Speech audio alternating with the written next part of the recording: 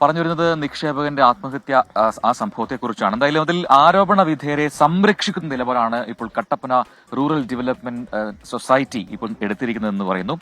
അതിന്റെ പ്രസിഡന്റും ഒക്കെ തന്നെ ആ രീതിയിലുള്ള പ്രതികരണങ്ങൾ കഴിഞ്ഞ ദിവസം നടത്തിയതാണ്. അപ്പോൾ സാബു തോമസിനോടുള്ള പെരുമാറ്റത്തിൽ ബാങ്ക് ജീവനക്കാർക്ക് വീഴ്ച സംഭവിച്ചിട്ടില്ല എന്ന് പറയുന്നത് അവിടുത്തെ CPM ജില്ലാ സെക്രട്ടറി കൂടിയാണ് MJ വർഗീസ്. അത്തരത്തിൽ 24 പ്രതികരിച്ചിട്ടുണ്ട്. ആരോപണ വിധേയരായ ബാങ്ക് ജീവനക്കാർക്കെതിരെ നിലവിൽ നടപടി ഉണ്ടാകില്ല. സാബുവിന് തവണ വ്യവസ്ഥയിൽ കൃത്യമായി പണം തിരിച്ചു നൽകിയിരുന്നു എന്നാണ് MJ വർഗീസ് പറയുന്നത്. പ്രതികരണം കാണാം. അവരിലൊരു വാഴ്ച വന്നിട്ടില്ലെന്നാണ് പറയുന്നത് അല്ലേ? വന്നിട്ടില്ല. പക്ഷെ അങ്ങനെയുള്ള ആൾക്കാരല്ല ഈ വിനോദ സാധികളാണ്. നിങ്ങൾ സംസാരിക്കുമ്പോൾ അറിയാം, സാധു മനസ്സിലാവും അവരൊക്കെ. സജീവ് കൂട്ടുകാരല്ലേ, സാബുവൊക്കെ ആയിട്ട് കൂട്ടുകാരെ സജിയൊക്കെ. സജീമ ഒറ്റ കാലം വെച്ചേ ഉള്ളൂ. സജീവ് സഹോദരാണ് തട്ടിക്കിടക്ക് കിട്ടുമ്പോ പറയേ.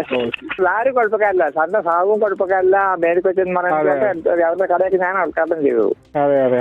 ഇപ്പൊ ഇതാണ് എന്തോ മിസ്സിങ് വന്നു. സമയം കണക്കൂട്ടി ഞാൻ കണക്കൂട്ടിയുള്ളൂ. നടപടി എന്ന് പറയുമ്പോൾ എന്താണ് നടപടി എന്ന് കൂടി ഒന്ന് ആലോചിക്കേണ്ടിയിരിക്കുന്നു. ശ്രമിച്ചു കൂടും ഉടനെ കൂടിയിട്ട് ആലോചിക്കുക എന്താ വേണ്ടിയെന്നുള്ളത്. വിശദാംശങ്ങളുമായി ഇടുക്കിയിൽ നിന്ന് ചേർന്നത് രാഹുൽ വിജയനാണ്. Rahul, very good morning. ഇപ്പൊ ആരും കുഴപ്പക്കാരല്ല, പിന്നെ എവിടെയാണ് പ്രശ്നമെന്നുള്ളതാണ് ചോദ്യം.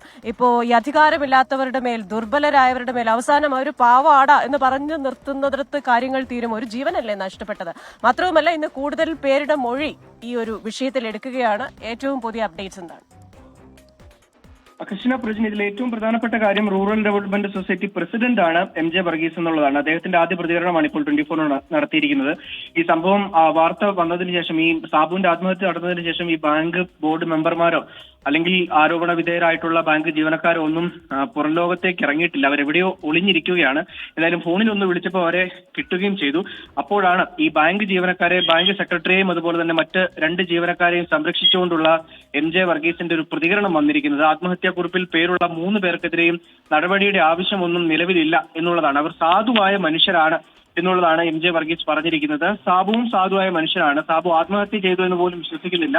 മറ്റേതെങ്കിലും തരത്തിലുള്ള ദുരൂഹത ഈ മരണത്തിലുണ്ടോ എന്നുള്ളത് അന്വേഷിക്കണമെന്ന് കൂടി MJ വർഗീസ് ഇതിനിടയിൽ പറഞ്ഞു വെക്കുന്നുണ്ട്. എന്തായാലും ബാങ്ക് ജീവനക്കാർക്ക് സംരക്ഷണം ഒരുക്കിക്കൊണ്ട് ബാങ്ക് ഭരണസമിതിയും ഉണ്ട്. യാതൊരു തരത്തിലുള്ള നടപടിയും നിലവിലില്ല എന്നുള്ളതാണ് ഏറ്റവും പ്രധാനപ്പെട്ട കാര്യം. തിങ്കളാഴ്ച ബോർഡ് മീറ്റിംഗ് കൂടുന്നുണ്ട്. അതിനുശേഷം തുടർ നടപടി ഉണ്ടാകും. നിലവിൽ ബാങ്കിന്റെ ശാഖകളൊക്കെ അടഞ്ഞു കിടക്കുകയാണ്.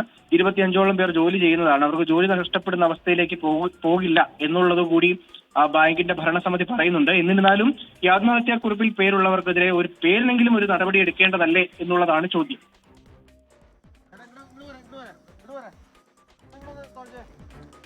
ശരി, രാഹുൽ വിജയനാണ് വിശദാംശങ്ങൾ നൽകിയത്. പ്രജിൻ, എന്തായാലും പറയാതിരിക്കാനാവില്ല. ഇപ്പൊ നമ്മൾ ചില ദുർബലരായവര് അല്ലെങ്കിൽ അധികാരമില്ലാത്തവരൊക്കെ നമ്മുടെ ചുറ്റുപാടും ഒക്കെ ഉണ്ടെങ്കിൽ നമ്മൾ നമ്മുടെ അധികാരത്തിന്റെയും നമ്മുടെ ധാർഷ്ട്യത്തിന്റെയും എല്ലാം അവരുടെ മേൽ വെക്കും. അതിനുശേഷം ഒന്നുകിൽ അവർ ആത്മഹത്യ ചെയ്യുകയോ അല്ലെങ്കിൽ അവരെന്തെങ്കിലുമൊക്കെ വിഷമതകളിലായി കഴിയുമ്പോൾ അയ്യോ പാവമായി, കഷ്ടമായി നമ്മൾ തന്നെ പറയും. ഇതിലെന്താണ്? അതെ, മാത്രമല്ല ഈ കഴിഞ്ഞ ദിവസങ്ങളൊക്കെ ഈ പറഞ്ഞ ഭീഷണിയൊക്കെ ഉണ്ടായതാണ്. അത്തരം ശബ്ദരേഖയൊക്കെ നമ്മൾ കണ്ടതുമാണ്. അപ്പോൾ എന്തായാലും ബാങ്ക് ഈ നിലപാട് സ്വീകരിക്കുന്നു. അതിൽ കൃത്യമായ അന്വേഷണം വരട്ടെ, എന്ത് സംഭവിച്ചു എന്ന് കാര്യങ്ങൾ പുറത്തു വരട്ടെ.